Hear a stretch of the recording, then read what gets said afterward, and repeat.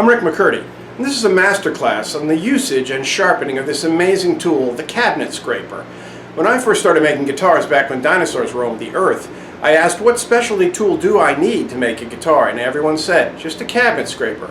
So I'm going to show you how to sharpen this beautiful tool and some of the interesting things that it can do. Cabinet scrapers come in many shapes and sizes. Here's the standard one that I use. It's a Sandvik. They're easily available. But also there's the Swan neck, which I'll show you what that's for later. A slightly thinner one that I use, I can bend it so I can get into little areas and so on and so forth. Also made by Sandvik. And then there's this big honker that's 1 millimeter thick that D'Angelico used for hogging out maple plates. And I want to show you how this is also used. This is machine sharpened, a little bit trickier. So how do you sharpen a cabinet scraper? When you got it from the factory, it had a little plastic edge on it, was sharpened, it worked amazing. But after you use it for a while, it gets dull. And this is what happens. This is really what the edge of a scraper looks like. It's square on the top, and the edges are sharp. Then you take your burnisher and you just give it a little bit of a curl on one side like this. So let's start at the beginning. Let's get it back to perfectly square. So the tools you'll need to sharpen a cabinet scraper couldn't be easier. A mill smooth file. I'll put this all at the end. I'll list everything. And a good burnisher. Now I bought a Veritas, and this is one of those situations where if you spend the money every time you use the tool, you're like, oh, that was easy. Veritas was 25 bucks at the time. It's been a wonderful, it makes things a lot easier every time you use it. So the first thing you do is these have a burr on them. Get rid of the burr with the mill smooth.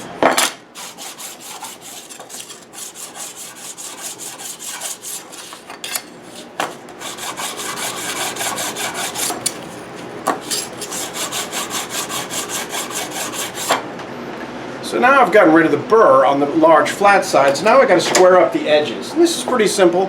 Once again, using the mill smooth. Try to cover the whole thing like this. And you'll see on the edge, when you start to get fresh metal, this is when you've just made it square again. Flip it over. Do the other side. Hold the file square.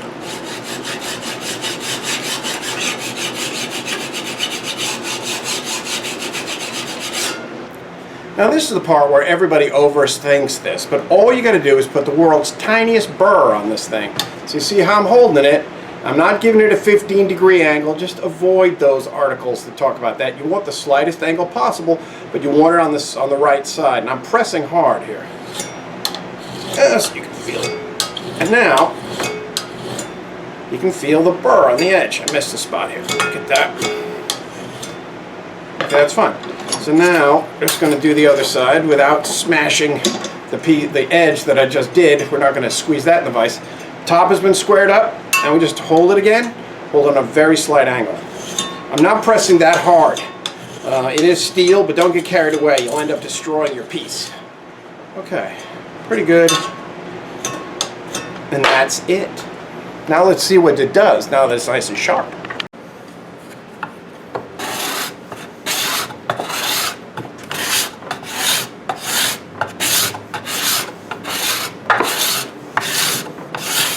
See how it's bringing the color out? It's very much faster than sandpaper. This is a little bit finer than 220 in reality. So when you notice the cabinet scraper is getting dull and you're not getting shavings, you're getting powder, then you just run the burnisher over it, same angle. Make sure you're on the side that has the little burr on it. Just a couple. You can see how hard I'm pushing, but I'm just trying to put the tiniest angle on there because then it lasts the longest.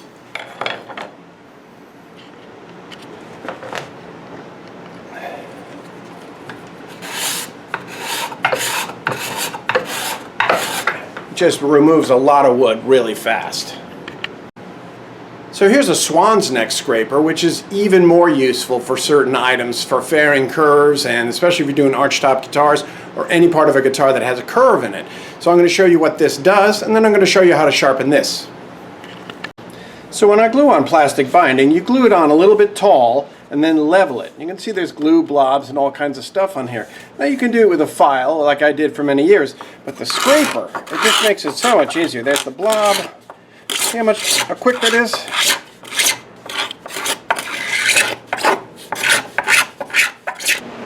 So the the way you sharpen a Swan's neck scraper begins the same way as with all other scrapers. Get rid of the old burr and sharpen up the sides, getting it square and sharp again.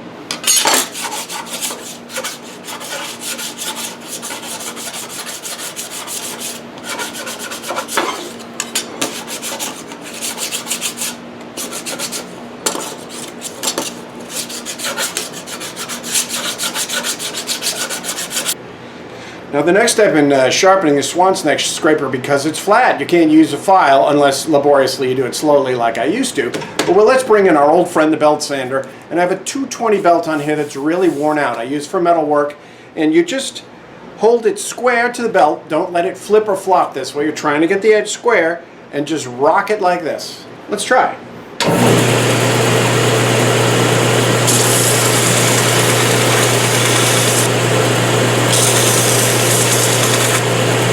Now the edge is all set for the burnisher. Let's put it in the vise. So now we've got the Swan's neck scraper in the vise, and we're going to burnish it with the Veritas burnisher. And this is the reason I really like this burnisher. If you look at the end, you see this is not square. This is actually teardrop shape. So it can get any kind of curve with it and still get a nice burr. And it's hard. This is the neat thing about this burnisher, is that the Veritas steel is really high quality, really hard. So I got a beautiful edge on that. Let's go back to the binding. I'll show you how it looks sharpened. Now, I used to do level of binding with a plain Benedetto. Bob Benedetto showed us how to do it with a router bit in a drill press, which is something I never want to see again in my life. But this, see how quick this is? And it doesn't come up, and you can see exactly where your lines are. You can check your mitering, and very, very handy tool to have. Not expensive, just takes a little while to learn how to use it, but that's the same with everything in guitar making. So the third type of scraper that I'm going to cover today is the thick, 1mm thick scraper that you sharpen by machine. And if you look in the back of this picture of John D'Angelico, you'll see a slow speed motor with a white wheel on it. This is what he used to sharpen scrapers to do the hogging for the big plates once he was done with the plane. And I want to show you this because this is a really handy thing. It doesn't give you a finish, but it fairs the curves because it's a big curved scraper. You'll see. Now this is a thick cabinet scraper, about 1mm thick, that I got from Disson back in the day. And you sharpen it in a different way, but you always start the same way. Level it with a file, get the old burr off. So I've got a slow speed wheel. This is probably about half of 1800, probably like 900 RPM. This is a 220 wheel I got from 3M back in the day when 3M made things. So check this out. You glide it over it.